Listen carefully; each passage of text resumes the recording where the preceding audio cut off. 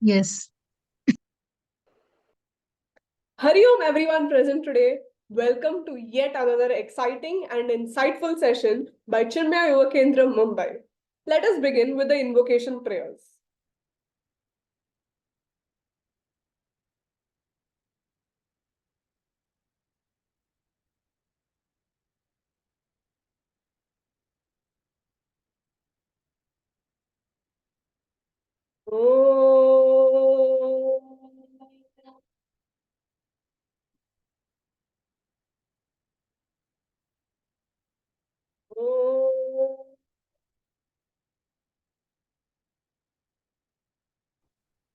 ॐ सहनाववतु सहनौ भुनक्तु सह वीर्यं करवावहै तेजस्विनावधीतमस्तु मा विद्विषावहै ॐ शान्ति शान्ति शान्तिः समस्तजनकल्याणे निरतं करुणामयं नमामि चिन्मयं देवं सद्गुरुं ब्रह्मविद्वरम् श्रीराम राम रामेति रमे रामे मनोरमे सहस्रनाम तत्तुल्यं राम नाम वरानने रामाय रामभद्राय रामचन्द्राय वेदसे रघुनाथाय नाथाय सीताय पतये नमः अतुलितबलधामं हेमशैलावदेहं दनुजनवकृशानं ज्ञानियामग्रगण्यं सकलगुणविदानं वानराणामधीशं रघुपतिप्रियभक्तं वातजातं Namami रघुपतिप्रियभक्तं वातजातं Namami. Today, the struggle of 500 years has finally bore fruit.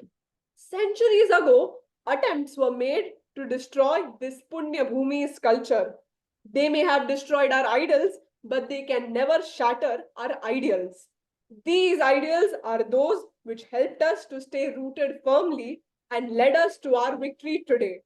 In tribute to today's victory, we have Dr. Arvind Raghavan, who will be conducting the session today with the topic Emotional Resilience through the Ramayana.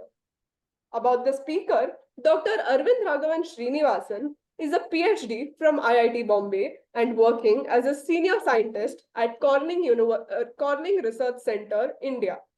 He also volunteers at Chinmaya Yuva Kendra to share our cultural heritage and scriptural knowledge with the youth. He has conducted more than 500 self-development workshops for a wide-ranging audience, from children to corporate.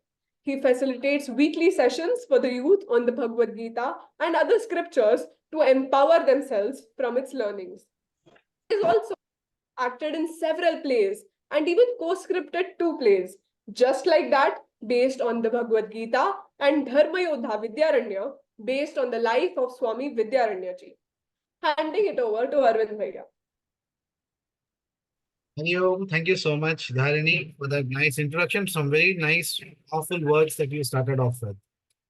So again, let me quickly confirm if all of you are able to hear me well, because firecrackers are going on just outside. But I hope that sound is not interfering and you can hear me clearly. Give me a thumbs up if you can hear me clearly. All right. Great. I think firecrackers होनी भी चाहिए आज दिवाली है, so that's second Diwali today. Great. So let me just share my screen and then we will start today's session. Okay, again, let me know if all of you can see my screen. Yes, Bhaiya. All right. So today's session is called Emotional Resilience through Ramayana. Okay. It's a very interesting topic, and it's a workshop that we had conducted a few years earlier in some colleges in Mumbai. And then I thought this would be a great occasion to kind of conduct it again for all of you. Of course, first time you're doing it online. That was more like an offline session. But let's try to see this. It's going to be interactive workshop, and the idea is to have all of you involved as much as you can. So feel free to please chime in, whether through I can unmute and speak, can chime in through the chat box. I'll try to keep as much attention on the chat box as I can. And overall, let's make it more participative. Then only it will be more fun, and it's a great day. So You need to have full on energy today. All right. So with that, let's get on to the topic. So I'm going to start with this interesting question. Okay? What would you do? I'm going to give you a scenario. Okay. And I want you to tell me what you would do. Because there will be a series of statements. And you need to share what would you do if you were in this situation. You're a fighter pilot. Not no dreams, right? You're the fighter pilot at the prime of your youth and the peak of your career. Okay. You're like the best among the best. But you get into a freak accident. Okay? It's not like you're fighting the war and you got accident. No. It's a very freak accident that happens. Or not on the battlefield at all. You wake up in a hospital only to realize that you've become a quadriplegic, completely paralyzed below the neck. Okay, you can't feel anything below the neck. Fighter pilots. So, question is, what would you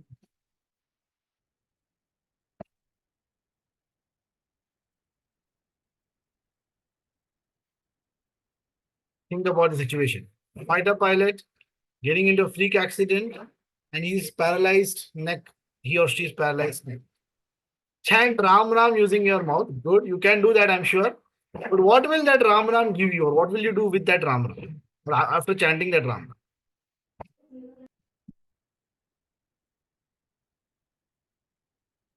Bhaiya, I didn't understand that regarding what do we have to do. Yeah, as in if you were to get into this situation sometimes, suppose, imagine a hypothetical situation. You are this pilot. What would you do with your life after that? Okay? You are like a fighter pilot and you are now a paralyzed, a quadriplegic, paralyzed below the neck.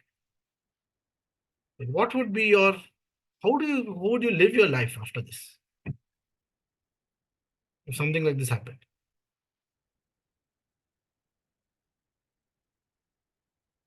You try to earn a military award from the government. Okay. Perhaps, maybe, the government may give you an award. Although your accident has not really happened on the battlefield, as I said earlier. Sorry?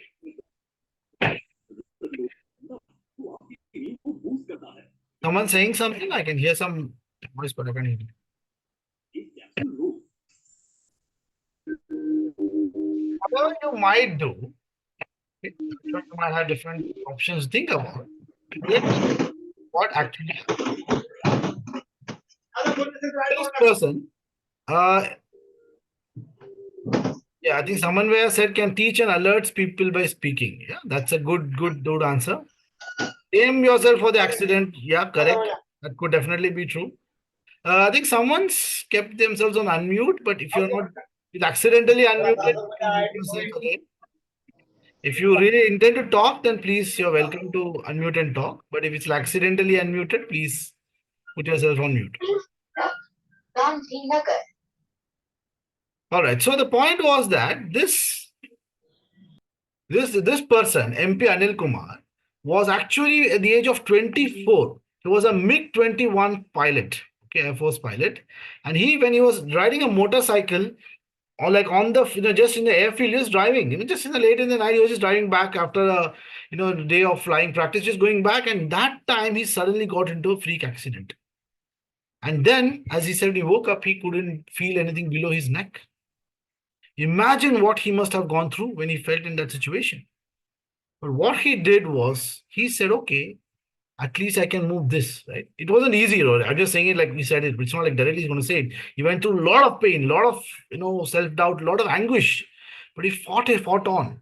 And he said that, and he trained himself to, to type with a stylus in his mouth. You can see that, right? That stylus in his mouth, and this is very early. I'm talking about this way back. Okay?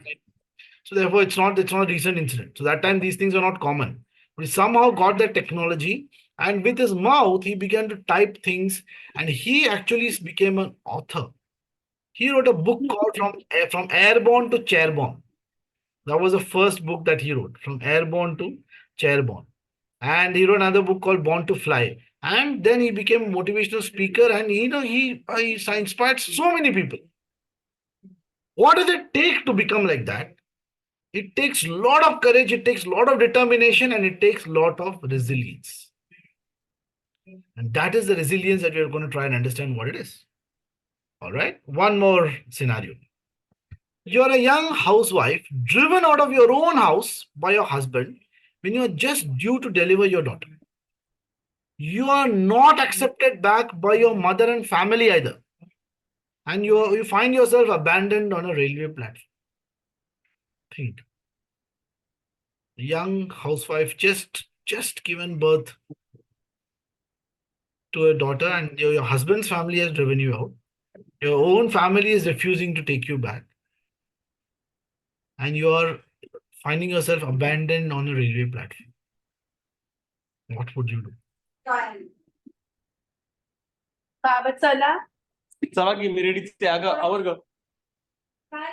Okay, somebody is unmuted, so please keep yourselves on mute. Unless you want to talk, of course, then you can unmute yourself. What happened? What do you think anyone would do in this situation? Yeah, Wagisi. Settle abroad with the daughter. How can you go abroad, Baba? You don't have a single rupee in your hand. Abroad कैसे जाओगे? Passport कहाँ से मिलेगा? Visa कहाँ से मिलेगा?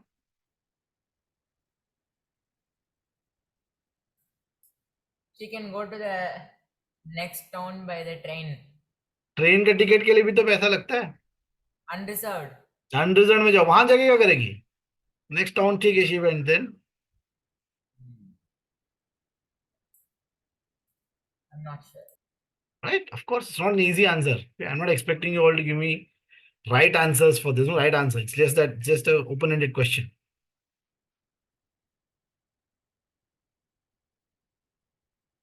This lady who actually went through this, you know what she did? Can ask for government assistance, start a job with the money. Okay, all that's a good answer again. But this person who actually went through this, she did the most, the easy, or rather, right, the most common thing that anyone would. She started begging. Okay, because she needed basic food. See, you guys are not. Situation is that she doesn't have basic food, not even a rupee in her pocket, and she has a young newborn child, infant with her. So, what would be the first priority? She would be to get something for her, for the kid, and just to survive. She needs to survive for the kid to survive. She started actually begging on the platform, and when she started begging, she realized that she was not the only one. There are hundreds of such people on begging, and there are so many kids out there who also were abandoned by their parents as well. And she said, I am not going to abandon anyone else. Yeah, I think someone you pointed out correctly. This lady is none other than Sindhu Tai Sapkar.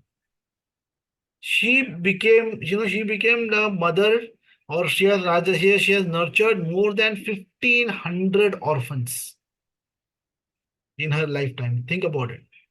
She was abandoned by her own parents and her own family. She didn't give up on family. She said, I will be family to everybody else.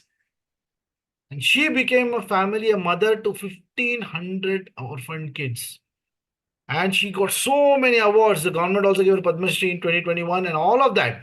And whatever she used to get any award money, you know what she would do? She would invest it in buying land or doing something, opening new orphanage, giving back to them. Nothing she took for herself. That is how she transformed her life from a near impossible situation. There's a Marathi movie also on her life, Me Sindhutai, I think. So, and then she of course she left her mortal coil in 2022, couple of years from today. But imagine how these people have dealt with things. And again, what can help you live like this? Quality that you need to go through not just these extremely impossible situations. Okay, they are like impossible situations that they have come up with, but even your daily life with all its pinpricks and all its little troubles here and there, all the nagging issues. The one quality that you need to go through life, irrespective of whatever we go through life and grow through life, as I know, and the only way you can do that is through the characteristic of resilience. I'm going to give you one more slightly more lighter example. I'm going to talk about, some of you may be knowing these famous examples. I'm going to talk about two sporting challenge. Okay. First, from the world of football. How many soccer fans here? Do you give me hands up? Football fans. And I'm using the word soccer because there's also American football, right? It's entirely different, not football. I'm talking about nobody. Okay, yeah. Tapan is there, okay. एक ही soccer fan है. Oh, that's strange. I thought there would be more than one. So okay, anyway, you know that there is a FIFA World Cup, right? इतना तो पता होगा, even if you're not a soccer fan, which happens and it's a very prestigious event, obviously World Cup. So this is I'm going to take you to FIFA World Cup final 2006. It was France versus Italy. Okay, very tense game was going on.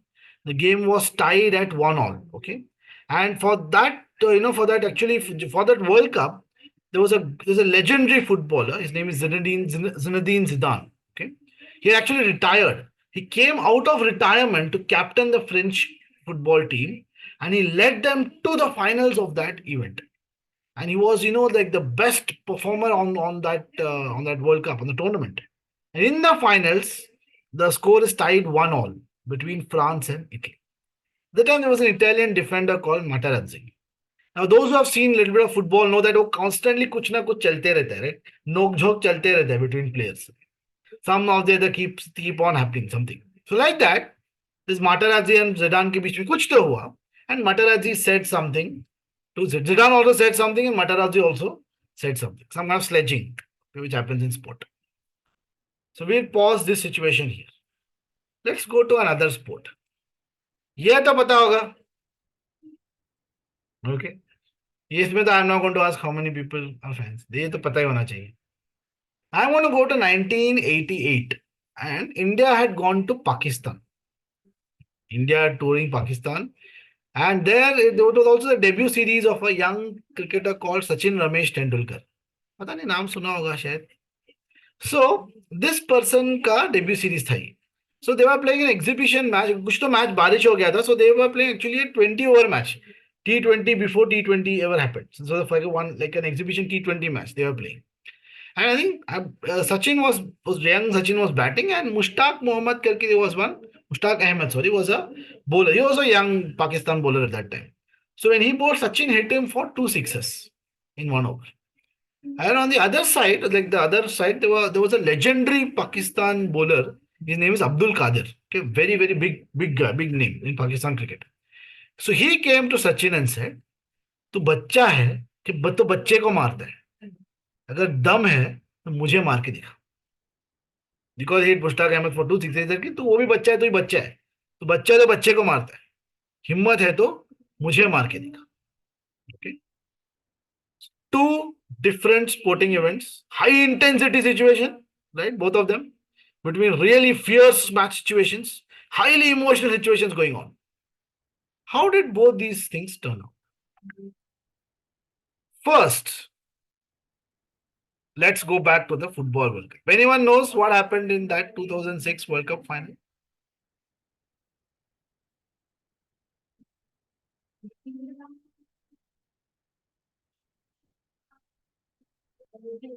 Nobody? I'm going to be before some of your times कि हाँ sir हमारे भैया पैदा होने के पहले की बात कर रहे हो आप. Maybe, but it's a very widely spoken about event in sporting history. So let me show you what happened. This happened. So the person on the white is Zinedine Zidane. The person in blue is Materazzi. Okay. Zidane lost it and gave him a headbutt. Famous Zidane headbutt.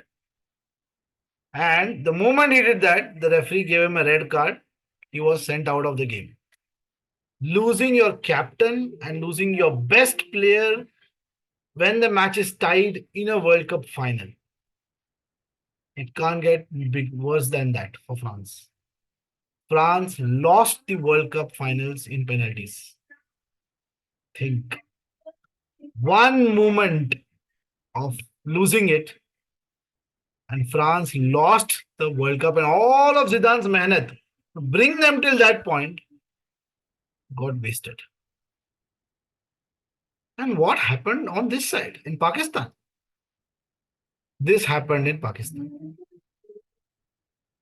604666. This is not a phone number. This is Abdul Qadir's over to Sachin. Sachin Tendulkar didn't say a word to Abdul Qadir. He didn't say a single word. He just listened to what Abdul Qadir said and remained quiet. Next over, when he got a chance to bat against him, he let his bat do the talking. And 604666 was what Abdul Qadir got from young Sachin Ramesh Tendulkar. So why am I comparing these two? Because these are two huge legends of the game, right? Zidane is a legend in football and Sachin is a legend, in cricket. But the way you respond to an equally emotional situation often decides how things turn out. Everybody's going to get emotionally charged up. It's going to happen to every one of us. But how we deal with those emotions is what often decides the difference between disaster and great achievements. Therefore, the one characteristic you need to go through all this is emotional resilience. Right? So now, it's not about emotional resilience. What is emotional resilience? It is the ability to adapt to a stressful situation or a crisis. So many examples, right? Extreme crisis in some people's lives, stressful situations. And our life also, stressful situations and crises keep happening. कभी कभी हम तो हर situation को आजकल crisis ही बोलते हैं.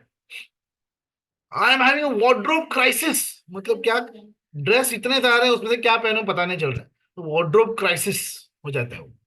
तो people से कि एवरीथिंग आजकल लोग ऐसे ही बोलते क्राइसिस हो गया है, crisis.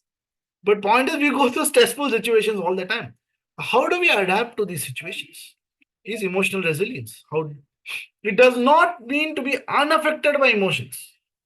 Some people think emotional resilience means like this: to remain like this, as though you have lost. You're permanently in meh mode, right? As though that meh emoji got stuck on your face. That is not what it is called to be emotionally resilient. You can have the variety of emotions. You can feel them. And you should never try to suppress them either. But you should you should deal with them and not allow them to cloud your judgment. So you feel all emotions, you will feel it. Anger, all the emotions, happiness, sorrow, excitement, misery, all those emotions we will feel, depending on what life throws at us. The point is not to feel them, the point is to feel them, but deal with them. Deal with them without allowing them to completely dictate what we do in our life. And that's what the difference is between a reaction and a response. If you get a situation immediately, what you react to it, right? It's called reaction, thoughtless reaction. And you keep the reflex action. You keep something hot, immediately your hand moves back. It's a reaction. Situation comes, you react.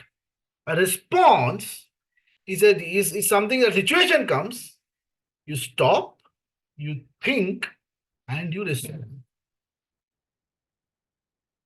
So many times in that dilemma, right? Somebody says something, immediately हमने भी return में जवाब दे दिया उसको. फिर अरे नहीं बोलना चाहिए था, ऐसे नहीं बोलना चाहिए था. बट क्यों हुआ? Because immediate reaction. Emotions were so boiling कि वो बस निकल ही गया मुंह से. इंस्टेड ऑफ दैट, थिंक, एक मिनट पॉज करो, सोचो. And then you think, what is the right way? What is the right? Should I say right now, or what should I say right now? And then you do it. That is response. You need to be emotionally resilient to be able to respond to situations. And that's what emotional resilience gives, the ability to calmly think and then and then only come out with that intelligent response. So there are so many examples we can see in our life also of this, but this topic was not just emotional resilience, it's emotional resilience through Ramayana. Because one question is, I give all these things, you can get this anywhere, right? You go and search for emotional resilience, ask Chat GPT what is emotional resilience, it will also give you all these answers nowadays. So you don't really think, यारे इसमें क्या है, ये तो कोई भी बता देगा क्या है emotional resilience है. But the question is, how to be emotionally resilient, right? You want to be emotionally resilient, or what is emotional resilient, ठीक है, but कैसे? how to be emotionally resilient, right? That's the question. And for that, we say Ramayana has the answers to. So you don't have to look anywhere else. As members of Bharat or as Bharatiyas, we have answer in so many places right here. So तुम्हें answer मिल जाएगा. Because in Ramayana, there were epic challenges. And they came up with epic responses.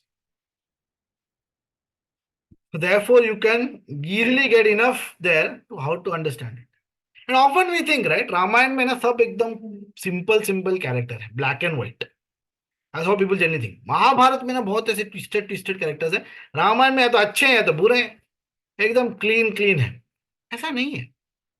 If you read, especially if you read Valmiki Ramayana, you will see that there are so many dimensions and layers to every person's character. Ramchandraji himself has cried so many times in Ramayana. In so many places, he has shed tears. In so many places, he has got angry. In so many places, he has felt dejected. Hanumanji so many times has felt like, my life is worthless. Sita ji has so many times, at so many moments, she has felt hopeless. But they have managed to find a way to move on despite all of that. So there is a lot of lessons in them, especially if you try to understand those characters of Ramayana. They are not just one-dimensional, good, bad kind of characters, though we think like that. And especially as Valmiki Ramayana, it is said, it does two things. It has humanized divinity. Meaning what? All the divine beings or divine people are shown having very human-like emotions. So it has humanized divinity. At the same time, it shows how to be divinely human. Whether human तो हम सब हैं by default, हम default human हैं. But how to be divinely human is also something we can learn from. So humanized divinity and divinely human. Both these aspects we can understand from Valmiki Ramayana itself. And I would be basing most of today's sessions on Valmiki Ramayana. That is not to say that other versions of Ramayana don't have these things. They also have it in equal measure in different ways, different situations. But for today's reference, I will be referring to Valmiki Ramayana while describing most of the situations here. All right. So let's get set and let's move. So who is the first character that we think about when we say Ramayana? Lord Ram. Ram. Right. First character, so let's start with Ram. So for Ram, his resilience, the secret of his resilience came through moral clarity. So Ram ka resilience was because of his inner clarity. He always knew what is right and what is wrong. And he always stood with what is right. That was the secret of his strength. And there are so many ways in which we can prove it. We'll look at some of the incidents which bring this out. The first situation I'm going to look at. Or can you tell anyone what scene of Ramayana is being depicted here?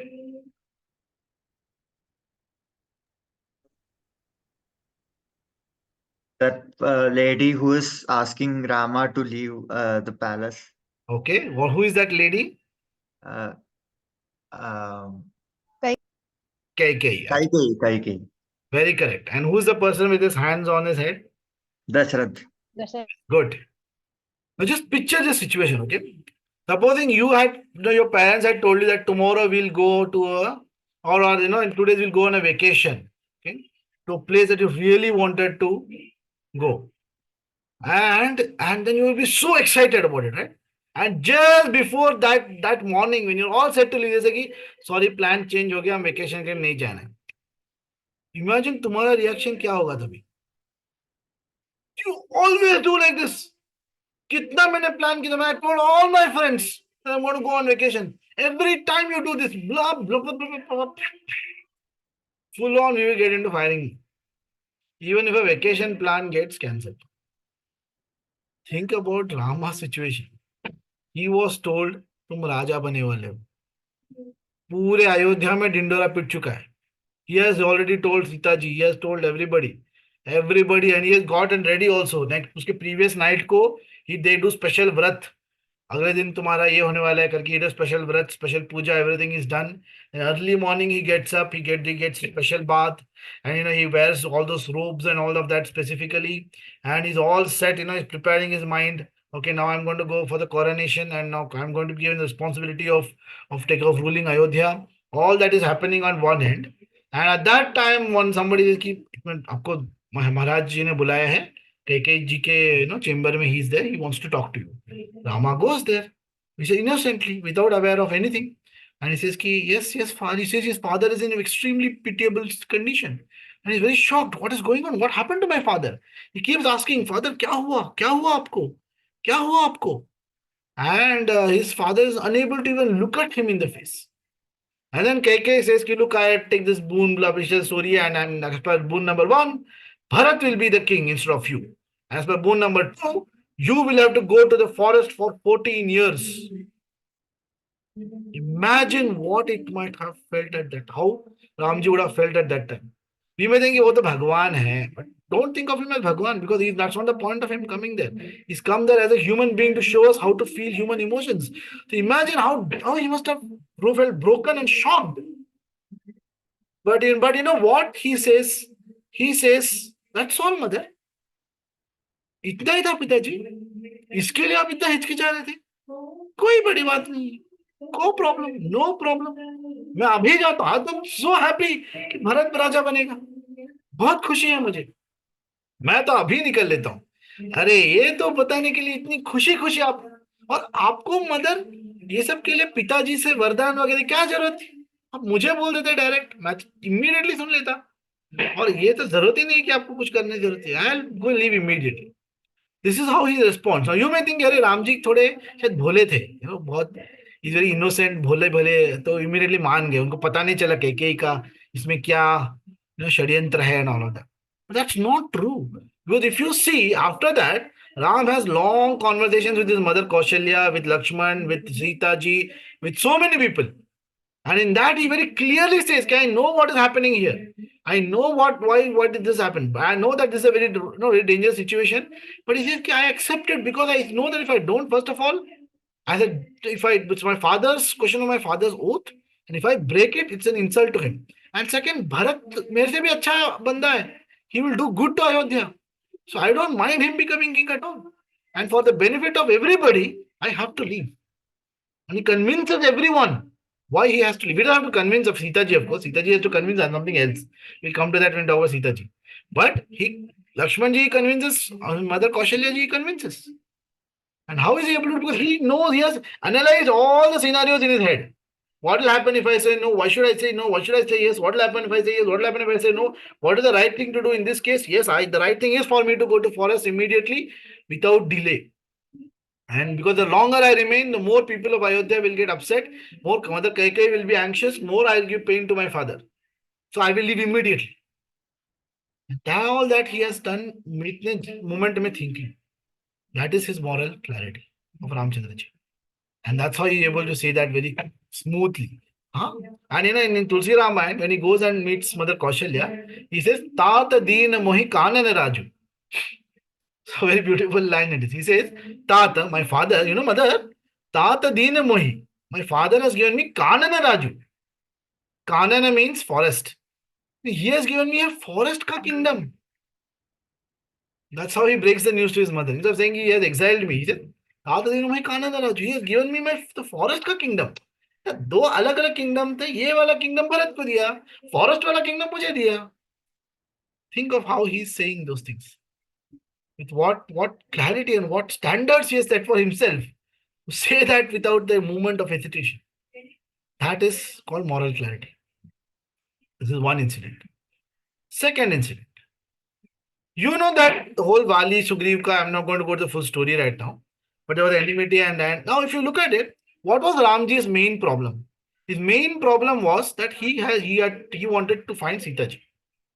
He met Sugriv first, no doubt.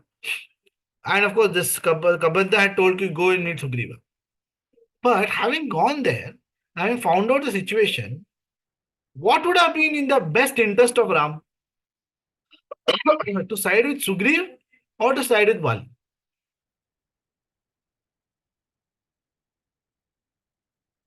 Think about it. Ram ji को तो सीता जी चाहिए था. सीता जी थी रावण के पास. Who had the ability to threaten Ravan and get Sita ji back? Vali या Sugriva? Bali. Vali, right? So it would make more sense for Ram to side with Vali. But why did he side with Sugriv? Strategy में गलती है ना. गलत strategy. पर वाली खुद बोलता है राम को राम बाद में कि Ram if you wanted Sita मेरे पास आते मैं दिला देता तुमको. He says that when he was, when he's wounded and he's meeting Ram. So why did Ramji do the mistake of siding with Sugriv instead?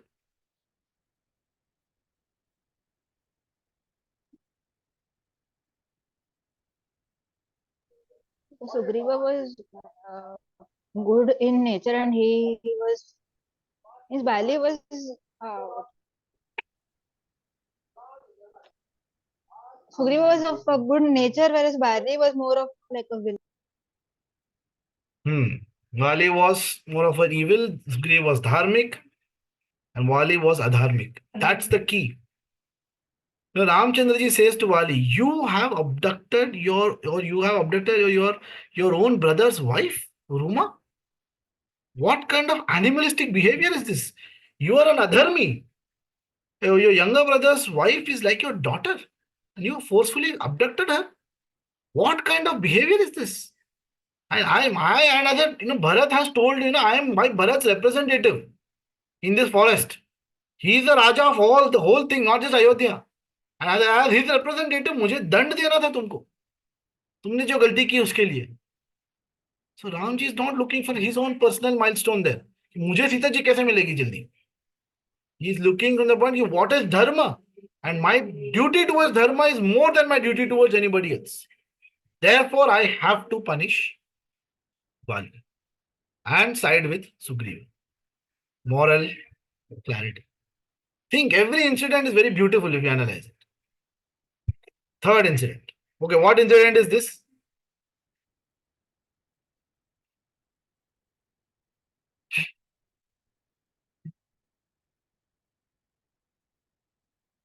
Correct. This is the incident of Vibhishan meeting Ramchandra ji on the shore of the ocean. Now, when Vibhishan ji came, Ramchandra ji, he called a small council and he asked everybody, what do you think? Should we take Vibhishan in or not? And सब लोगों ने अलग अलग opinion दिया.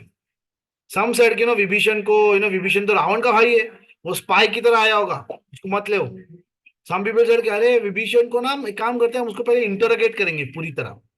We'll subject him to full third degree interrogation and then we will take him. Some people said उसको लेते हैं, वो उसके साथ में ना अपना कोई साथ में हमेशा रख देते हैं और देखते हैं कि वो क्या है, and then we will decide कि उसको रखना है कि नहीं रखना. And finally, the Hanuman ji का जब टर्न, हनुमान जी से राम जी आप क्यों टाइम पास कर रहे हो? He didn't say like that, but he says कि राम जी आप क्यों हम सबको पूछ रहे हो? आपको पता है कि क्या करना है. You know what is right and wrong. Vibhishan अच्छा पर्सन है, आपको देख के ही पता चल गया होगा. And when I went to Lanka, I had met Vibhishan and I know that he's a good guy. But you already know what is the right thing to do. You and therefore don't need to ask us. You do what is right. We will all follow you. Ramchandra ji also, he didn't remember. Ramchandra ji said कि ऐसा करेंगे, everybody would have agreed. But as a good leader, he gave everybody a chance to express their opinions. Then Ramji says, look, I am of the opinion that if somebody who has not done harm to me, Vibhishan has not caused me any harm, and he has come to me for refuge. How can I abandon somebody who has come to me for refuge? वो मेरे फितरत में नहीं, it is not in my nature at all. I cannot do that, so I don't know how to do that. If Ravan comes and apologizes and comes, then I will forgive him also. So Vibhishan को मैं क्यों forgive नहीं करूँ? उसने तो कुछ किया ही नहीं है मेरे साथ इस तरह. And therefore I accept him wholeheartedly. And when Vibhishan met Ramji, he addressed him as Lankesh. How Lankesh? He already made him Lankapati. Vibhishan had not even said anything. I want, कुछ नहीं बोला उन्होंने. That is how Ramchandra ji's thinking was. So therefore, absolutely moral clarity. Now, I'm going to talk about one more incident which is a little dicey. Okay. I want to know all of your honest opinions. Was Rama right to send Sita away to the forest? तो एकदम बोल रहा ना moral clarity एकदम right and wrong. ये वाला incident थोड़ा सा खटकता है, right? He sent away him away. Yes, Amrita? In my personal opinion, I feel it was not right to send her to the forest, especially when she was in that situation. Right. Just because of the fear or whatever you call it, that the Praja will tell ki why is he still keeping her with him. I feel that is the reason he sent him, but I'm not very much in favor of that That's decision fine. he took. That's why we are debating it, right? That's okay. That's fine. Okay, good. Fair question. Yes, Dharani? I think as a leader, his action was justified because the subjects will obviously follow their leader subconsciously also. Even if they don't want to send their wives away, they will still subconsciously look up to Ram ji. But I feel that as a husband, he somewhere failed. Like, Okay. So you were successful as a leader, but failure as a husband. Okay. Good. Some more opinions, please.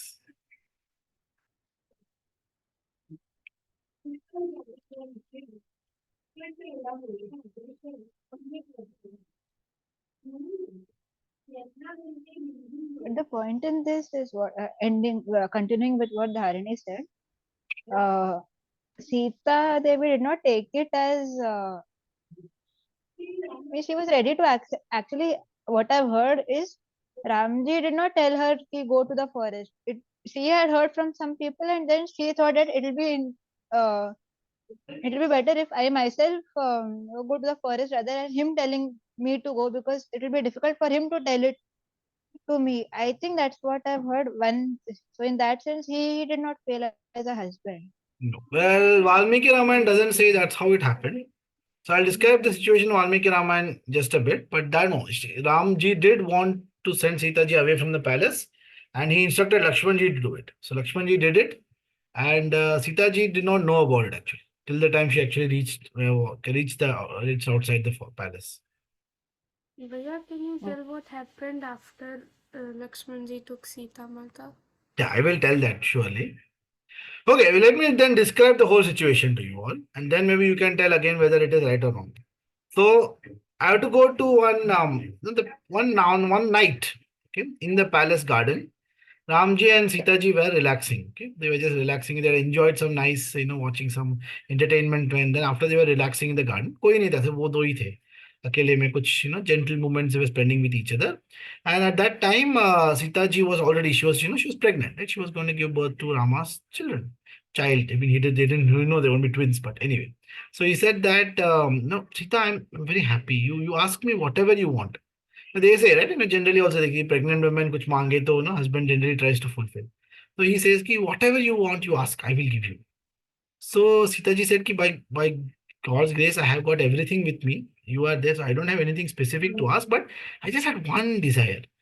Bolo bolo. I really enjoyed the time I spent with all the sages, in different ashrams, when we were in the forest. So that is one thing I miss in the palace life. The time that I spent with all the sages, the satsang that I got, that is one thing that is lacking. So that's one thing that if I can get, I would be really happy. तो राम जी ने कहा बस don't worry I will make arrangements इतना ही था बिल्कुल मैं अभी अरेंजमेंट करता हूँ for you to visit some ashram of sages so ये इंसिडेंट होता है then Sita ji retires to her and Ram ji goes because Ram ji has a special night court okay where he tries to take candid feedback from all the people about what is happening in Ayodhya. So as a king he wants to know but everybody सबके सामने तो सब अच्छा ही बोलेंगे पीछे some people will tell more honest opinion and it used to be more like a more relaxed session where Ramji would not more of sit and एकदम ऐसा राजा जैसा he would sit little bit more ऐसे opening allowing people to open up a little bit more. So like that they were having some nice fun discussions and then he asked him any particular news from the people. Now, one of them said ki Bhadra his name was if I'm not wrong. He said on the minister he said that Ramji I will be very honest. What I'm sharing, I don't like it, but I have to share. I'm hearing increasingly people of Ayodhya saying that you have, become so infatuated with your wife that you don't even care about how she is or what her character is. She was happily living in Ravan's, palace, and then you first of all took her back. That itself was something that people cannot accept, and you're even spending your whole life with her, and you made her our queen. So how infatuated you must be with your wife that you have become like this, and how shameless is Sita that she is, despite being, having gone through all such things, she's accepting her position and becoming a queen and ruling us like this. And if this is how Ramji is going to set the benchmark that anything chalega, kuch bhi chalta hai, then we will also have to live like that. And we also cannot control our own, families. Anything they do, we'll have to accept. So this kind of, words and rumors are spreading all over Ayodhya. So he says that. That's is what he says too. So it's not some dhobi he said. Okay, that's not what. कोई धोबी ने नहीं, ये पूरे अयोध्या में ये बात चल रही थी. Rama hears this, every word hurts him here. He says, okay, everybody is dismissed. Then he goes quietly. He sits in a corner. He cries, and then he somehow gathers his tears and he sends for Lakshman. He calls actually, all his brothers. All his three brothers come rushing. क्या हो गया, इतने रात गए भैया, क्यों बुला रहे हैं? And he said, and he just describes in brief whatever he heard from the kingdom, and he says that I have taken a decision that I am going to abandon Sita. I want Lakshman, take Sita tomorrow and leave her near, on the other side of the Ganga near Valmiki Rishi Ashram. Leave her there and come back after making sure she's safely there, reached there. And this is my decision. Please don't talk to me about this because I am totally pained. I have no words right now to even talk to you. But please carry out the if you have even a little bit of respect or love for me, carry out this order of mine. And he goes. Lakshmanji obviously is shattered. The next day he comes to Sitaji and Sitaji is thinking, अरे हाँ, कल रात को ही तो मैंने बोला था राम जी को कि मुझे जाना है, तो अरेंजमेंट किया है उन्होंने. तो she said, चलो. And Lakshmanji and Sitaji quietly, Lakshmanji drives the chariot and takes, and Sitaji follows without saying a word. I mean, she sees कि Lakshmanji is little disturbed and she keeps asking him, क्या हो गया, घर में सब ठीक है क्या, उर्मिला ठीक है, everything is okay, how is mother Sumitra? He keeps answering in monosyllables. हाँ सब ठीक है, okay. And if they finally reach the banks of the river and crossing over the river, almost the outskirts of the where the forest was just beginning, जहाँ पे वहीं पे वाल्मीकि ऋषि का आश्रम भी था. There Lakshmanji tells the whole thing to Sita ji. कि ऐसा ऐसा हुआ, so Ramji has taken this decision, so I am here to convey. Of course, Sita ji is also equally shocked. She also shattered. And then she gathers herself and she responds to Lakshman, says a few things. I'll come to that in a bit. And then Lakshmanji pretends to leave, where he's just watching from the sidelines. And Sita ji actually goes, wanders into the forest in a very tearful state. And the people of Valmiki Ashram see some lady coming and they take her to Valmiki Rishi, who obviously knows who she is. And they give her, Ashraya there. This is the story. Now that you heard the whole story, come back to the question. Was Rama right to send Sita away to the forest?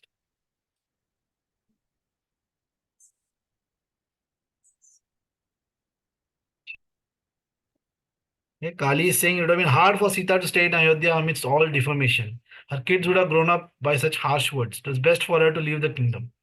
Moreover, it's human psychology to stone popular idols. Okay. As a king, Rama's decision was right.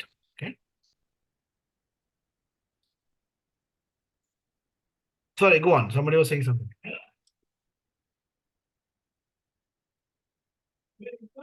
Just by sending Sita, Rama reversed it. He took the blame on himself.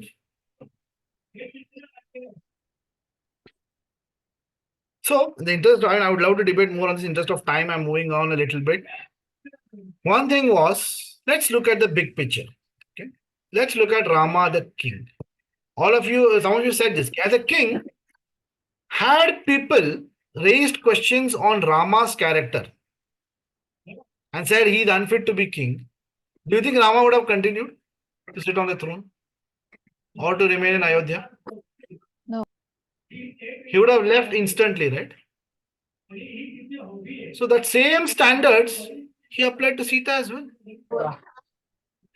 Had the people said the same thing about Lakshman, Had people said the same things about Lakshman, do you think Ramji would have kept Lakshman? No. He would have said Lakshman to leave, asked Lakshman to leave as well. So whoever was, as a king, he was responsible and he had to respect the mandate of people. As a king, he had to respect the mandate of the people. And remember, it was a monarchy, but he took it like democracy, really speaking. He could have just said, forget, जो लोगों को भाड़ में जाए, लोगों ने कहने दे. I will do what I know is right. No. As a king, he was actually following democratic principles there, even though it was not really a democracy. So आज तो people like democracy अभी आया.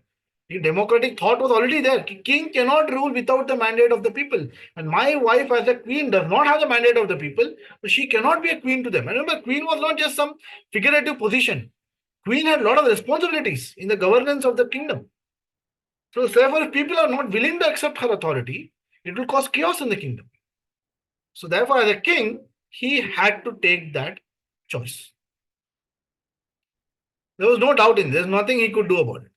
Now Rama is a son. Now suppose Rama said, okay Sita, तुम्हें नहीं, जिस अयोध्या में तुम्हारे लिए जगह नहीं है, वहां इस राम के लिए भी कोई जगह नहीं है. चलो हम दोनों चलते हैं. He would have been very heroic, right? Had he done that, आज का हम तब ताली बजाते होते. वाह राम वाह. इसे कहते हैं husband. And he would have walked away, walked away with Sita. Had he done that, what would have happened to his mothers? Kaushalya, Sumitra, Kaikeyi. They were already old and they had already borne the separation of Rama for so many years. Somehow they survived. Do you think they would survive another round of separation from Rama? They would insist that हम भी साथ में चलते हैं. इसे उतने उम्र में उनको लेके जंगल में जाना ठीक होगा? As a son, he could not do that to them. So he could not leave along with Sita ji. And no matter how much he suffered, he had to be with the people of Ayodhya, with this family. Because as a son, he could not abandon. Same thing is Rama the brother. Because if he went, Lakshman would follow, Bharat would follow, entire Ayodhya will collapse if Ram left. So to preserve his family and to preserve the kingdom, he suffered alone. Of course, Sita ji also suffered. I'm not saying that. But I'm saying that he suffered. He would have been so much more happier walking away with Sita ji from Ayodhya. And remember, and therefore and then if you want to see Ram's love for Sita, you should see how he cries and cries in the throughout the Saranyakand, Sundarkand and Kishkinda-kand. So therefore, it was not an easy choice for him. But he could not have, for all these roles, he could not have done that. Now what about husband? Somebody is a failure as a husband. Kali made a very good point. Had he kept Sita on, forgetting everything as a husband, I care for my wife. How can you ask me about a pregnant wife? I will keep her. People would have continued to blame Sita. And but now nobody points a finger at Sita. Everybody till today blames Rama. कोई सीता जी के बारे में कोई शब्द नहीं कहता, सब राम को गाली देते. He took that upon himself. He said, and he knows Sita ji also. Sita ji is very sensitive. If Sita ji really had heard what people said, she would have she would have gone into the earth. Remember, second time Sita ji, she directly went into the earth. She said, I am not going to sit and listen to this more anymore. She was very sensitive. He knew that. And therefore he said, you go. And he knew that his wife wanted to go to Rishis anyway. And he said, better for her to be there in satsang with Valmiki Rishi than to remain in this palace with these people cursing her. So as a husband, it was the right decision that he took. Even though it was a painful decision for both of them. And by extension, it was a right decision for his children also. Remember what wonderful sanskars his children got from Valmiki Rishi. Right? They were so learned, so great warriors they became. यहाँ palace में रहते तो उनको वो यही सुनना पड़ता कि तुम्हारे माँ ऐसी है, तुम्हारे पिताजी ऐसे हैं. And what sanskar would have fallen on them? Even as a father, he abandoned his children, and he didn't abandon them, really speaking. He relocated them to a more favorable growing up environment for them. That is what, and though he chose not to meet them and suffer in that. Sita ji had the solace of having her children with them. Ramji didn't even have that. He was alone. Yeah, I know he has his brothers and all of that, but his own family, he didn't have anybody. So you analyze. I'm not saying you agree with me immediately, but you think on these lines and then see if what Ramji said was right or wrong. Now I'll tell what Sita ji said when Lakshman said like this. She was extremely sad, extremely dejected.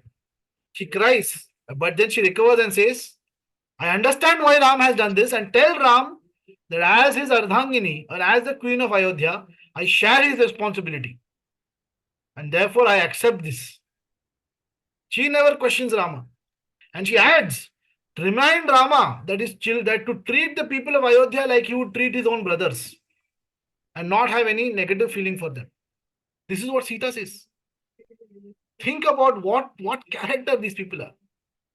And then when Ram then she says, convey my pranams to everybody in the family.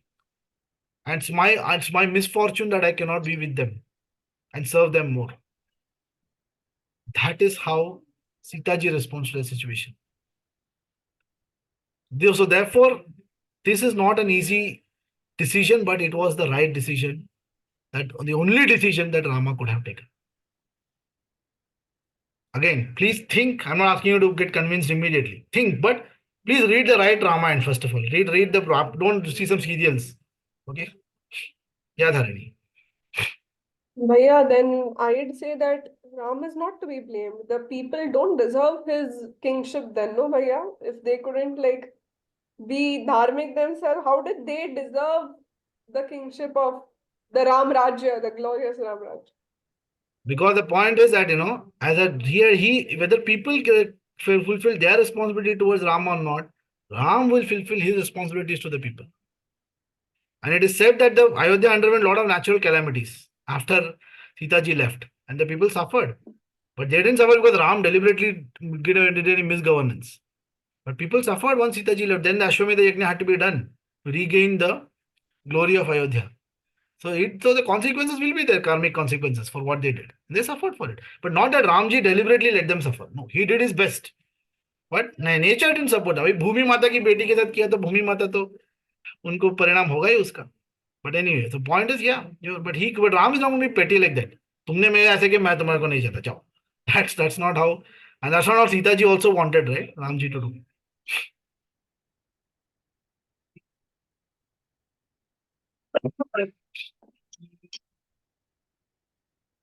Any more thoughts, any more questions? I know I've taken a lot of time on this, but it was an important point.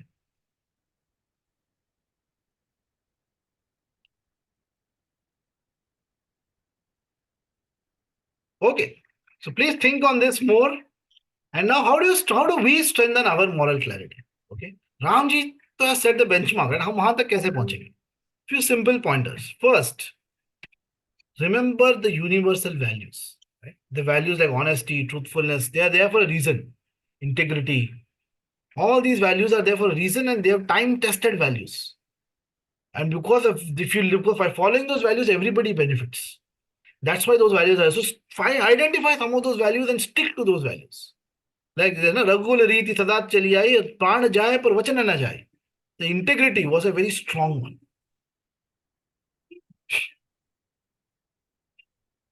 So therefore, remember that so universal values is one of the first and foremost things. Second is something called sacrifice versus compromise. When you give up something lower for something higher, it is called a sacrifice. Like when you give up something higher for something lower, it is called as a compromise. Like suppose you have an important competition coming up, and for that you have to say give up a little bit of your sleep and prepare for it. It's a sacrifice. You're giving up your sleep for the sake of that competition, which is a higher value. On the other hand, suppose competition जाओ भाड़ मुझे सोना है, मुझे तो सोना ही है. So that's just a compromise because you're compromising with yourself, and you instead of preparing for that, you're giving up that for the sake of few more 1 hour of sleep or whatever. That's a compromise. So sacrifice and compromise. That's another. We should know what when it is sacrifice. Ramji, so many examples I gave, right? Sacrifice and compromise. And one important thing is try to read more about these inspiring personalities. Okay. See, some people, they think that Ramayana has been written just to convey the moral values. That's not the truth. Ramayana is the history, it is itihaasa. But there are so many moral values we can take from it. In the same way, there are so many great people's lives who, if you just read about them and understand them, you will understand what standards they lived by. And that will raise your own standards. And your moral clarity will become stronger. There are some few steps by which you can strengthen moral clarity. So we saw the first character of Rama, emotional resilience from Rama. अब राम जी के बारे में इतना बात किया, तो next we have to speak about Sita, right? And Sita ji ka resilience came through faith and love. One example we just saw, right, in that episode of going to that. And there's so many more beautiful episodes in Sita ji's life. She has subjected to some of the greatest trials that anybody can go through. Okay. But everywhere her character shines. When Ramji goes, very beautiful incidents are there. When Ramji goes and tells Sita, no, ऐसा ऐसा मुझे कैकेयी जी का वगैरह वगैरह हुआ है, so I'm going to the forest for 14 years. तो सीता जी, तुम सीता जी ने, सीता तुम यहाँ पे रह के सबका ख्याल रखना, सब लोग तुम्हारे मेरी माँ का ख्याल रखो, सबका ख्याल रखो. Sita ji, hello, what are you talking about? You are going to go and I'm going to sit and enjoy palace life? You thought that is possible? You thought I was of such a low character that I would happily send my husband to suffer alone while I enjoy? You thought I was such a person, Ram? इतना ही तुमको बात पूछा मेरे बारे में? She asked like a direct question to Ram. You thought I was such a low character कि मैं अकेले बैठ के enjoy करूंगी और तुम जाओगे forest? How can I be like that? How can you even think I will accept this? And then Ramji tries to convey, she says, देखो जंगल लाइफ ना ये सब बोलने की चीज नहीं है, बहुत डिफिकल्ट है. तो डिस्क्राइब सो मेनी डिटेल्स, जंगल में ये होता है, वो होता है, ये नहीं होता, वो नहीं होता. तो रामजी सेज की, तो सीधा लिसन्स ऑल एंड सेज की, ठीक है, तुम तो ये सब भोगने वाले हो ना, तो मैं क्यों नहीं? Why do you think I can not do it if you can do it? I can also do all this things. But Ramji से नहीं, वो बहुत डिफिकल्ट है.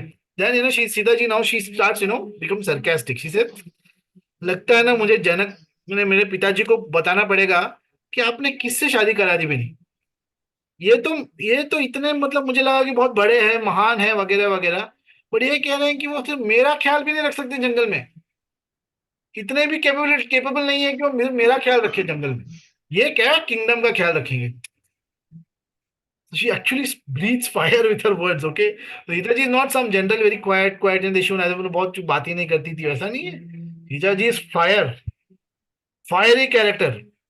तो राम जी तो now I understand Sita ji is really upset. तो ठीक है, चलो चलते हैं, अब इतना बोल रहे, चलो हम, मुझे भी ना actually I wanted you to come with me, but मतलब मैं कैसे खुद से बोलूं, so I am happy that you are coming, so चलो आ जाओ.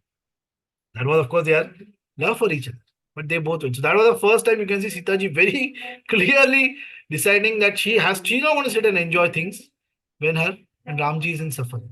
That was her great love that she had for Ram, and the faith that Ram will be there for me. Then this incident. Think, कभी-कभी हम class में ना, when we are up against some bullies, right? We feel so desperate at that time, right? अगर सब लोग class में एक हो जाते हैं और हम अकेले बुलीड हो गए, we feel like हमको इतना बुरा लगता है ना तभी, यार कोई नहीं है मेरे साथ, यार कुछ नहीं ना, we feel so desperate, so bad we feel when everybody tries to bully us. Think of Sita ji. Entire kingdom of Lanka was against her. एक दो एक्सेप्शन छोड़ा तो. एंड रावण रोज आके धमकी देता था, रोज सुबह शाम वो जाएगा तो उसके साथ जो है, the kind of धमकीज they used to give is very pathetic. Valmiki Ramayan we should read. One of them says, now छोड़ो सीता जी को ना, मुझे कन्विंस मत करो ज्यादा, मैं ना, मुझे ना उसके लिवर को खाना है. रावण ने प्रॉमिस किया है कि अगर ये बात नहीं मानेगी ना तो इसको काट के हमको दे देगा खाने के लिए, तो मुझे ना लिवर खाना है सीता का. Literal she says things like that. Imagine listening, surrounded by people like that who want to eat you. And Ravan coming every day and giving, and more than abusing her, abusing Ram. Everybody around him also abusing Ram. क्या तुम उस वनवासी के लिए इतना सोच रही हो, ब्ला ब्ला, वो कुछ नहीं कर सकता, वो तो तुमको बचा भी नहीं पाया. Listening to all that day in, day out, for so many months, she held on. And the only time she decided to give up her life was when, when Ravan said, I am going to kill you. So she said, कि उसके हाथ से मैं क्यों मरूं? I will not die in such a sinner's hands. I would rather end my own life. And that time, of course, Hanumanji goes and Says, "Nahi, nahi, mother, don't worry. Ramji is coming." Think of what courage. She used to say, Ravan, open. She used to, you know, she has such strong words she used to use. सबके सामने रावण को उसके मुंह पे she used to give. Imagine the courage that she had there. Strength. But her love and faith on Rama was that strong. She used to say, and Ravan ने एक बार इतना भड़क गया तो वो तलवार निकाल ही रहा था सीता को मारने के लिए. And Mandodari and others stopped him, saying, "You don't do this. Don't kill a woman. Don't do this." So imagine, itna she was sharp and she would back answer Ravan in front of everybody, in his own people. He's sitting in Lanka. What person, what courage she had to do that. Now I'm going to talk about the third controversial subject. Ram ji ने सीता जी का अग्नि परीक्षा ली, सीता जी की अग्नि परीक्षा ली. That is not true at all. At the end of after the war is over, Hanuman ji is told to convey to Sita ji ki she has कि राम जी जीत गए हैं, सीता जी को बता दो. No, and also Vibhishan says to go to Vibhishan, please make sure Sita ji has a has a bath and wears good ornaments, good dresses, and then bring her here. So when Vibhishan goes, Sita ji says, no, I want to meet Ram like this only. No, but she said, no, Ram ji का ये order है कि आपको properly अच्छे से dress करके आपको सब ये करके लेके आना है. Why Sita ji said that, because she was anxious. कि मुझे if everybody sees me like this, मतलब she was in a very, all her clothes were soiled, dirty, her hair was all messed up, and she was in a very, very, that kind of, she had become very lean and completely lost all her that way. So she thought if I come and meet Ram and everybody like this, they will know I did not enjoy in Ravan's kingdom, right? That I was suffering there. So सबको ये पता तो चलेगा मेरे बारे में. She herself had a doubt in her heart कि लोग मेरे बारे में क्या सोचेंगे. But what when Ramji said ना कि नहीं तुम अच्छी तरह से नहा धो के आओ, it was Ramji's way of assuring Sita कि मुझे पता है तुम you are fine, you come proper, you don't have to appear, prove to me anything. That was Ramji's silent way of telling her that कि तुम नहा धो के अच्छे से ड्रेस पहन के सब आओ. So when she came like that, it said कि when she got down from the palki, she was very very self conscious कि how everybody was looking at her. So that time Ramji thought कि नहीं मुझे लगता है I have to do something to make sure Sita ji feels assured. So he suddenly changes his whole mood. Till that time, his mood is very tender and and then suddenly he becomes very sharp. And he said, Sita, I have rescued you. My job is done, but I can't accept you now. You go and live with whoever, wherever you want to go, you go and live, but you can't live as my wife anymore. Sorry. And that's all Ramji says. He doesn't say you go and prove yours, nothing he says. Sita ji says, what? How can you say that to me? After all that, then she says, Lakshman, light a fire here. And I will enter into it right away.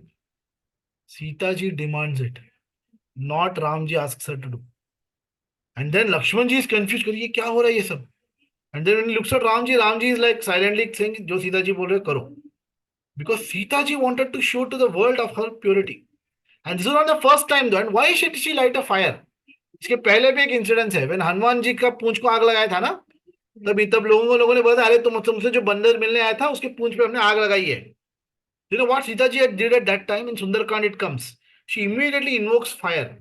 And she says, hey Agnidev, if I have remained true to Rama, please be gentle to Hanuman. Don't burn his tail. And Agnidev doesn't burn Hanuman's tail. So she already knows she's pure. And she knows that जब सीता जी के कहने पे अग्निदेव ने हनुमान जी की पूंछ भी नहीं जलाई तो अग्निदेव सीता जी को कैसे जलाएंगे? So Sita ji doesn't enter fire knowing she is going to get burnt or nothing. She goes there knowing that nothing will happen to her but she knows that this is the best way for everybody to know and I will feel assured and Ramji also will not have to justify himself. That's a different story कि करने के बावजूद वही हुआ जो राम जी को लगा कि होगा. But so Sita ji herself chose to enter fire so that everybody will know and Ramji also will feel at ease. That is the character. That is the faith and strength that she had. So therefore, अग्नि परीक्षा किसी ने ली नहीं सीता जी की.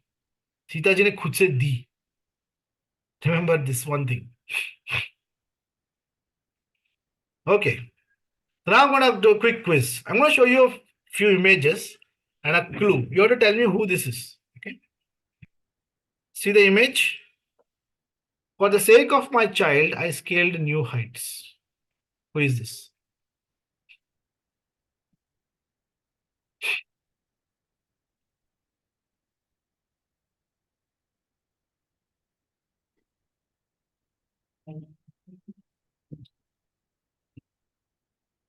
Come on, think. Clue. She's from the state of Maharashtra.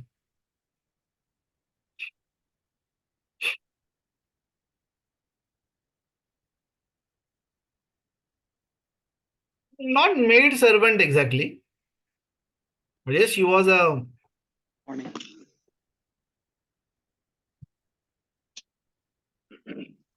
name.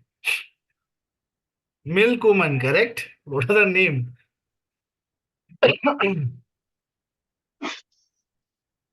Anybody? Her name was Hirakni. Very beautiful story. I'll tell you very short. There was a fort in Shivaji Maharaj's kingdom, and they would close the gates at sunset. And next day they would again open the gates at sunrise. And one day it so happened she had a very small child, basically, Hirakni, and she had left her child in her village, and she got delayed to come out of the fort. The fort के दरवाजे बंद हो गए, sunset हुआ तो. And then they said no matter how much she would plead, they were not ready to open the gates. But they said कि नहीं, अब बंद हो गए तो अब कल सुबह ही खुलेगा. And she was like, my small baby, my infant, he will cry without me, and I need to give him milk. How can he will suffer if I don't reach there. So what she did, she scaled the walls of the fort, and she scaled down the steep incline of that mountain face. And that mountain face was so steep that there was that, the Shivaji Maharaj के forces thought कि वहां से कोई enemy आ ही नहीं सकता. तो वहां पे कोई पहरा भी नहीं था. But she climbed down all the middle of the night in darkness, just the moonlight. She climbed down all of that and reached her child somehow. And next day morning she came for next day's duty, and they were like, अरे तुम बाहर से कैसे आ रही हो? तुमको तो कल तुमने झगड़ा किया था हमसे इतना, तुम अंदर थी, बाहर कैसे? She said like, and then they were shocked. They took her to Shivaji Maharaj. Shivaji Maharaj said that you show me from where you climbed down, and she showed. He was so shocked. He touched her feet and said, "This is you are showing the love of a mother. And if a determined mother can climb down, then a determined enemy can also climb up. So you have made us aware that we have overlooked this danger." And actually, they set up watchtowers and named it after her, and they raised the wall and things like that. So very briefly, I'm telling her story.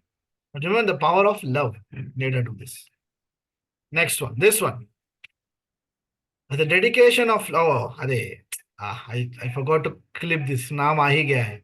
But can someone tell me the story of Dashrath Manji, who it is? His wife actually died in the mountains, and then he started to break the mountains, and he died in that apparently. Right. So he didn't die actually. He did. So basically, his wife died because there was no path through the mountain. So when his wife got into an accident, to take her, they had to go all around the mountain to go to the hospital, and it was too late. So instead of just saying "Arey" and blaming the government, he said he took it upon himself to break a path through the mountain. For 22 years, he worked and worked on that mountain, kept hammering at it, and he broke through finally. And then, of course, the others also joined in much later, and the path actually was made. That is, he was called as Mountain Man of India, Dashrath Manji. Remember, for the sake of his love for his wife, he broke a mountain. Who is this lady? She didn't eat for some, I don't know, 30 years. Not eat for 30 years. She didn't talk for 30 years, yeah. She didn't talk for 30 Her years. name is Saraswati Devi. In 1992, she made a vow. Till Ram Lalla ka mandir is not established, Ram Lalla doesn't get his mandir, I will not talk. For 32 years, she has not spoken. Today, she would have spoken. The first word she would have said, she said, will be Jai Shri Ram.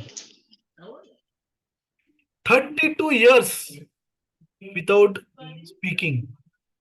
Imagine. Can you even imagine? Like some of you are now, what, 16 years, 17 years. Imagine from your birth, you have not spoken up till now. And twice of this, you are not going to speak. Think. What strength through the power of faith and power of love. She remained silent for 32 years, Saraswati Devi. And so many such examples are there. And that's why Ram Lalla is there today. That we are having a session. So how do you strengthen your devotion and how do you develop this faith and love? Okay. So how do you do that? So first, be emotionally secure. Because for us to love and give love to others, we have to feel secure first. We are constantly seeking love from everybody, and we will never be in a position to love others.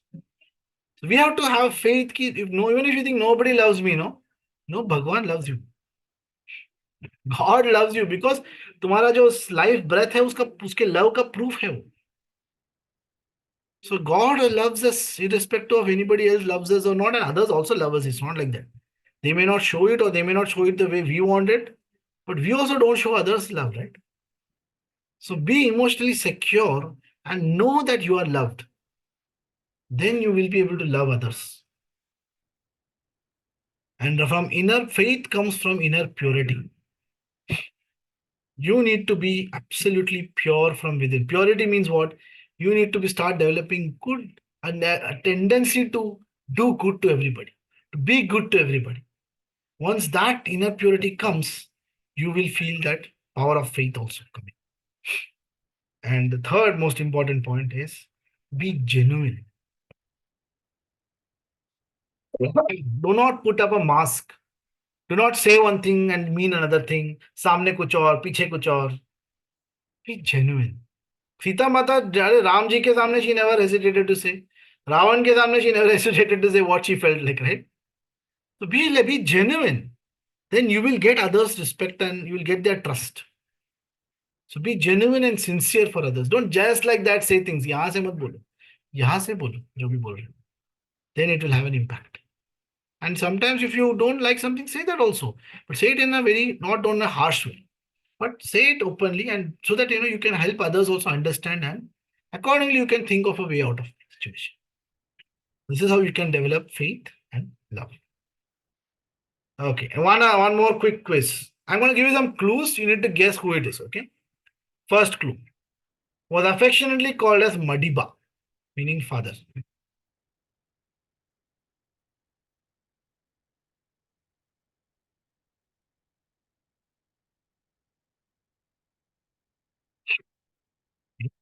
Second clue was jailed for 27 years. 27 years jail. Now people know. Correct. Not Gandhi. Gandhiji was not in jail for 27 years. Right answer is correct. Nelson Mandela. He became the first president of current South Africa. How much he would have dedicated his life for that ideal? Think about it. 27 years he dedicated. He remained in jail for the sake of his people, for the sake of equality. Okay, next. Fought for the Ram Temple in Supreme Court even at the age of 93. It's because of him that we're having this celebration today. Now most people know him. I'm happy that most people know him. He was served as the Attorney General for the Government of India and he has been reading the Valmiki Ramayana every day since 1959. So nice documentary about him. You should watch that video. Every day he reads Valmiki Ramayana since 1959. 63 years, 64 years. Every day he has been reading the Valmiki Ramayana. That is what has given him that dedication to stand and he refused to wear shoes also in court. He said, I'm arguing for my Ram Lalla. How can I wear shoes? That is K. Parasaran. Who fought for Ram Lalla. Ram Lalla chose him rather to fight. So Arvind, I'll come to that. Who's Valmiki Raman? I'll come to that part in just a bit. Let me finish this discussion. Then I can give you a few suggestions. And that is how K. Parasaran served. So the third, you cannot touch of Ramayana and not talk about him, right? So this is for Hanuman. Resilience comes through dedication. All these people, Nelson Mandela and K. Parasaran, so many more are there. The examples of this dedication. And Hanuman ji के बारे में तो क्या ही बोलना. I can just go on talking about him. एक challenge के बाद एक चैलेंज, एक चैलेंज के बाद एक challenge. Now think about it. Just like Ramchandraji had a choice whether to go with Vali or Sugriv, Hanumanji had even immediate choice, right? Vali had no enmity with Hanumanji. Yet he chose to go with Sugriva and remained, because once he said, I am dedicating, Surya Bhagwan had said, help be with Sugriva and help him. That's it. After that, wherever Sugriva went, Hanumanji went with him. Was always advising him, was always helping Sugriva, continuously helping, dedicating Sugriva, and transformed Sugriva into such a great guy. I'm going a little fast because we are almost out of time, but so much.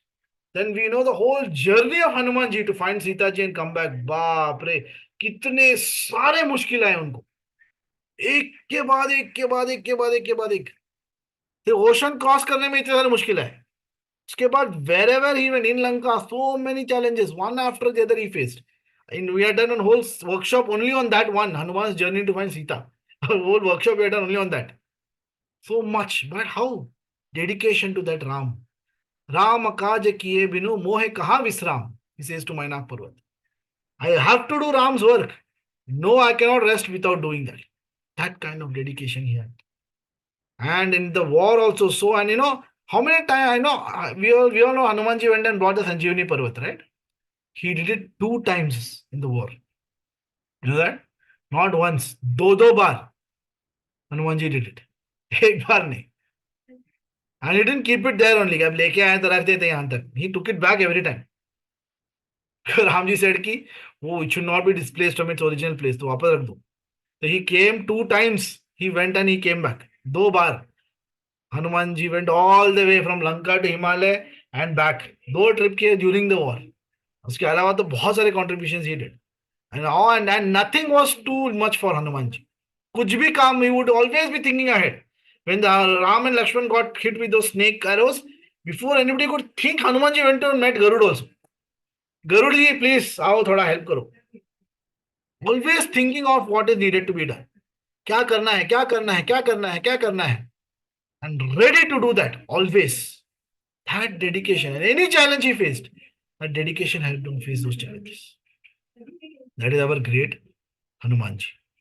So, I know we are almost out of time, but just give me 5 more minutes. So, to develop dedication, first and foremost, we must choose an inspiring goal. Just like Hanumanji said, Ramji service is the goal. All of us need to find that inspiring goal and be in constant touch with that goal. Often we also get inspiring goals. I feel, when I see something inspiring, I want to also do that. And then we forget it. Guruji said, somebody wants to climb Everest, but he's ever at rest. तो कुछ नहीं होगा. You have to be in touch with that ideal constantly. That's how you'll get charged continuously by that. And then, and of course, finally, learn, serve, and grow. It's the motto for the Youth Empowerment Program that Chinmaya Mission does. Because when you grow, when you serve, you actually grow. We think हम service में दूसरों का फायदा हो रहा है, हमारा क्या हो रहा है? But in service, you grow tremendously. All your hidden potential comes out. Just like Hanumanji ka hidden potential came out when he was started serving Ramchandraji. So all our hidden potential manifest when we find an ideal and we dedicatedly serve that ideal. That is the secret of growth. Okay. So that is another beautiful point about how to emotional resilience through Hanumanji.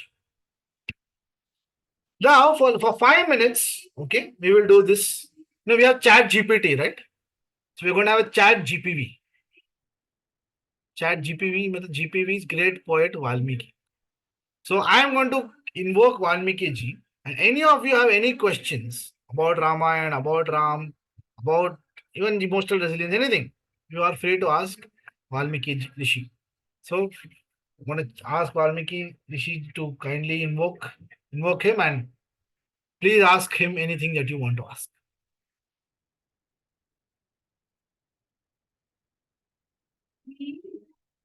So I'll start by answering Arvind's question. Whose Valmiki Ramayana is good to read? If you want to read a good authentic one, first I would suggest Gita Press. Gita Press has got a nice English translation of the Valmiki Ramayana, but that's actually like, verse and the meaning type of it. So that way it is. So that is one. But if you want to read more like a, continuous flow, then Vivek Debroy's 3 volumes are there on Ramayana. Yeah, Vivek Debroy, correct. You can read his book also. These are 2 books which I have read and I found them to be online. There might be others, but these 2 are good places to look at. Rajaji's book is good if you want an overview, but Rajaji doesn't go into too many details because he wants to kind of cover the entire story in brief. So if you yes, Rajagopalachari's book is also good. Bhavan's Trust, it's a good book, but to begin with, but it doesn't have all the details. He has skipped over some of the details because he's more like he wants to convey it. He used to write it as a series of actually articles in a magazine. So he can't go to that much depth. But that's also yes, Rajagopalachari's book is also good to start. Correct. Yes, Dharani. Bhaiya, I wanted to ask, you mentioned about universal values for developing faith and love, but I kind of disagree with that because yes, universal values are important, but these universal values can't be applied anywhere. I feel like sometimes so for example, saying lies is wrong. Yes, that is a universal value, but like we see instances in like Mahabharat, where this has been done because that is like for the base, like for the higher good. So I feel that universal values can't be applied everywhere, but they are a good base to start off with. But mostly you should be listening to the God within you, that is the consciousness. So let me put it this way. Universal values can be applied everywhere in every situation. But sometimes certain values can be in conflict. Okay. At that time, you should know which value is more applicable. Like if you go first you start in lie first of all, but that's a different story. But anyway, point being that even suppose if I have to lie to save somebody's life, suppose example, there saving somebody's life is also a universal value. Saying the truth is also a universal value. So when 2 universal values are in conflict, one must have the discrimination to know which value to apply. So it's not that you have to sacrifice universal value for the other. It's just that there are multiple universal values and all of them may be applicable in some situations and they may be in conflict in some situations. That's where your discrimination power comes. Of course, one should follow one's conscience, but one's conscience needs to be made strong through learning and reading and reflection. Otherwise, sometimes in the name of conscience, we will do what we want to do. Therefore, we should be careful to know that it is not that.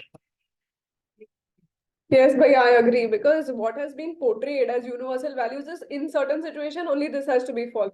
But it isn't like that, and that's what I was thinking about recently. So yeah. Right. Okay, Vagishan. My doubt is that you said you need to have some ideal and then be in touch with it and then serve it. So, like, what is a good ideal or a good goal? See, there is nothing like a good goal because there is no universal good goal. What I mean is, there are good goals, there are good ideals, but they have to be. So there are 2 characteristics. First, it has to appeal to your head and heart.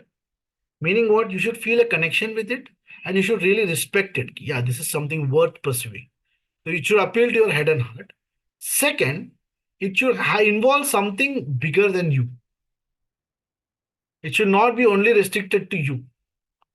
It should be an ideal wherein by achieving that ideal, you will be benefited, no doubt, but that benefit will be much bigger than only with you. So Ah, anything that appeals to your head and heart and has a benefit more than just you, that would be a good ideal to start. okay, thank you. Thank you, bye. So one question has come in the chat. When we are utter confusion and distress, what should one do? If you're utter confusion and distress, first thing one should pause. One should accept that one is in such a state, that the mind is in such a condition. And therefore, one must then look at different, again, it's a very generic question, so I can't give you a very specific answer to it. It depends on the source of confusion, the source of distress. But to get out of something, if you have faith in the power of Ram Nam or any Nam, Ishta Nam, or any faith and any prayer that you do, that will really help you to calm yourself down and gain some inner strength. That is the first thing that one can do. Nam Japa, any kind of that will give you enough strength. And then try to learn and try to open your thinking. Many times we become restricted because there is some disturbance in us and some attachment which is preventing us from thinking more than what we are.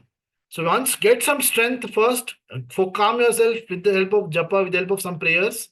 And having done that, open your mind up to more possibilities. And there is always possibility. We saw those starting, right? Those examples of people.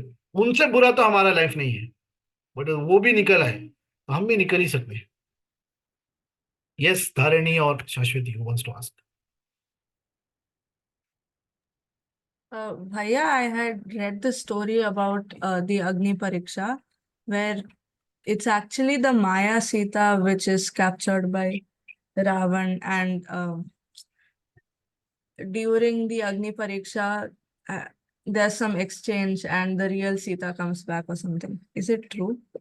That is not mentioned in the Valmiki Ramayana, but there are some folk stories which mention that. Yes, there are many such local legends which talk about that. And in some ways, it is just also true, because if you see what Ravan wanted to possess, okay, that is only Maya. He never actually wanted the Sita. So Sita is Shakti, right? Shakti and purity. And that Sita Ravan never wanted also, because Ravan couldn't understand that Sita. What he was after, her appearance and all that, was only a Maya anyway. So in that sense, yes, he was only after a Maya Sita. And the real Sita was not even, he never even knew that real Sita. So she was Devi Shakti incarnate. So in that sense, one can say that he was only after Maya Sita, and what was in Lanka was only that Maya Sita. But Valmiki Ramayana makes no such distinctions, and it is actual Sita who goes through the whole thing. But it's a good metaphor to also look at the situation. Okay, thank you. One last question I can take before we conclude, or before the last few discussions that I want to do.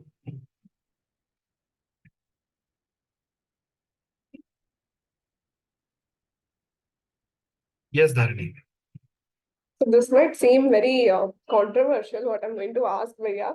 Please You do. talk, yeah, so I did a lot of thinking about this. So you talked about, like in the start, you were just telling how, crackers are bahar aise, they're doing celebration.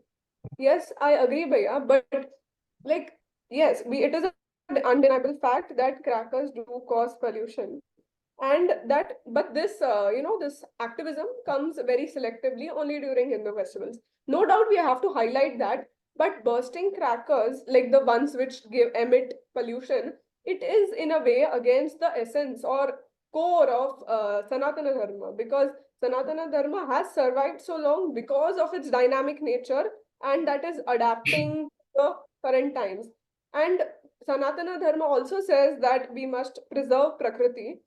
Like, aren't we like going opposite, even though we want to prove a point that, hey, don't do the selective activism, we will burst crackers and we'll show you, but that is just like a kind of revenge attitude more than the whole celebration.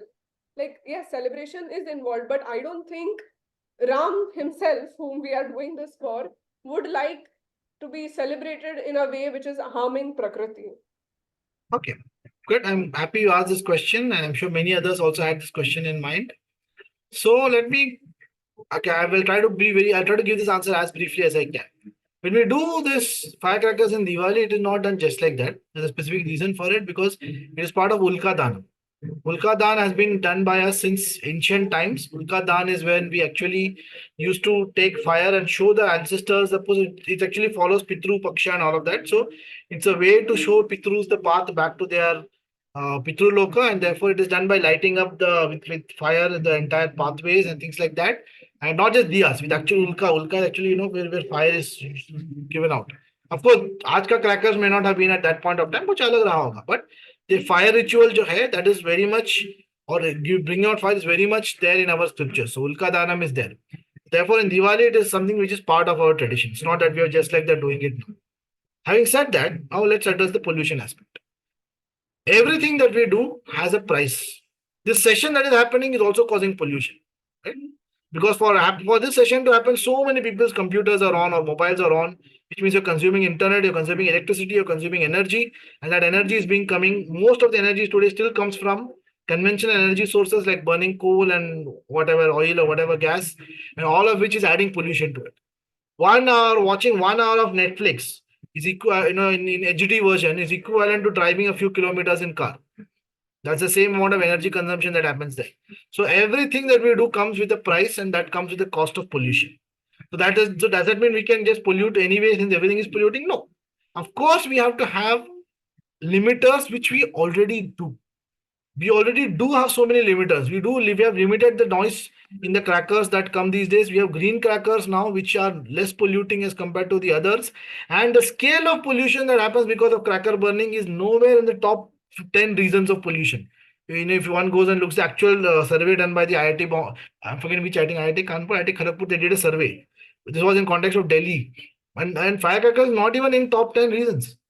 So there are many, many ways in which we are already creating pollution, much more than what the firecrackers are doing. So therefore, if we are preserving a tradition by bursting firecrackers with limiters, and we are doing it on our own, nobody asked us to do it. We are doing it still. Because we ourselves do, and so many such things have changed, right? We know that Ganesh Visarjan mein earlier POP करते थे problem होता था. So nowadays everybody has gone back to doing clay. And hardly you find any POP statues coming. हम self regulating हैं. You're right. We are not against Prakriti. We cannot go. हमारी Prakriti is Ishwar. Therefore, we cannot go against Prakriti.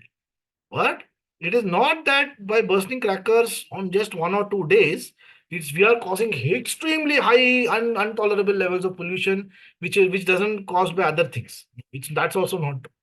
So therefore, one can definitely do it, and yes, and everything must be done within limits. Burst crackers within limits, and that cracker bursting has a significance in our tradition for Diwali. And of course, today was just a one-off occasion, therefore we are doing it, but it's not that we do it for every occasion. So therefore, it's part of the tradition to use firecrackers during Diwali or to use fires basically during Diwali. You can do it, of course, you can do it with limits, and it doesn't cause any long-term effect damage to the environment as well. So, and there are so many other things that we do which is perhaps even more polluting. And as concerned citizens of the environment, we should work on all these things. I have answered all this without even talking about selective activism, which you yourself have already answered. Can I have a follow-up, Bhaiya? Maybe we can take this up offline because everybody is kind of Yes, yes. on off schedule, but that's the only reason. It's not that I definitely encourage you. Please do reach out and we can have follow-up. I'm limiting Yes, yes. questions right now simply because we are running out of time. But we will take up questions on other occasion, but I'm happy that you are all coming up with it. So I will Understood.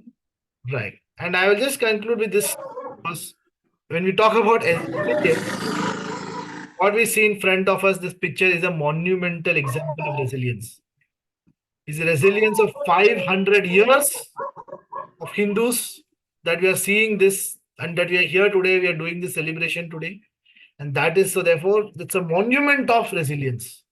That our culture has survived despite the biggest crisis hitting it one after the other because we have all been connected. And one thread which has connected all of us is Ram, the thread of Ram. The fabric of Ram it's like the thread of Ram with which our cultural fabric has been woven, the thread of Ramayana and Mahabharat, which has made this whole culture what it is. So let us remember always to dedicate ourselves 100% and celebrate this moment of resilience and learn. I just mentioned, in fact, I've not even done justice to any of the characters I've talked about today. And there are only 3 characters I've talked about. So Ramayana is filled with so many more epic characters. Mahabharat के बारे में तो हम बोल ही नहीं रहे अभी. So therefore, let's be more resilient. Let's be stronger as a culture, as individuals, as a country, and let us overcome all challenges and emerge on top with a victory, as we always say, Jai Shri Ram. That victory. So before we conclude, I would of course Dharini will take you to the finals conclusion. But before that, I would also request if everybody can turn on your cameras for a moment. We could have a nice Zoom fee. Okay, and then I will hand it over for Dharini for concluding today's session.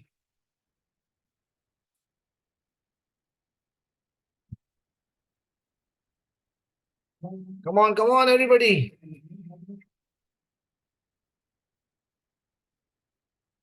I'm going to count up to 10 and then you will have to take the Zoom fee. 10, 9, 8, 7, 6, 5, 4, 3, 2, 1. और बोलो सियावर रामचंद्र की भगवान की जय. बोलो सियावर रामचंद्र भगवान की जय. Great. Thank you so much, Dharini. Emotions are indeed an inseparable part of each one of us. Learning to handle these emotions is much needed. As mentioned in the session, being Bharatiyas, we don't have to look outside for inspirations and ideals. We have them in our epic Ramayana itself. Grateful to Arvind Bhaiya for being a medium of Bhagwan Ram himself to expound wisdom from the Lord's great Katha. As mentioned in the introduction of our speaker, every week we have Arvind Bhaiya and several other sevaks taking online and offline Chik classes, teaching us to apply the learnings included in our ancient scriptures, still relevant today. Speaking of my personal experience, these classes are more of discussions and have helped me open up, become more confident, and shape pretty much of who I am today. If you're interested in joining these classes, please contact the numbers that I will be posting in the chat box. Now, I request Dharini Vishwanathan to chant the ending prayers.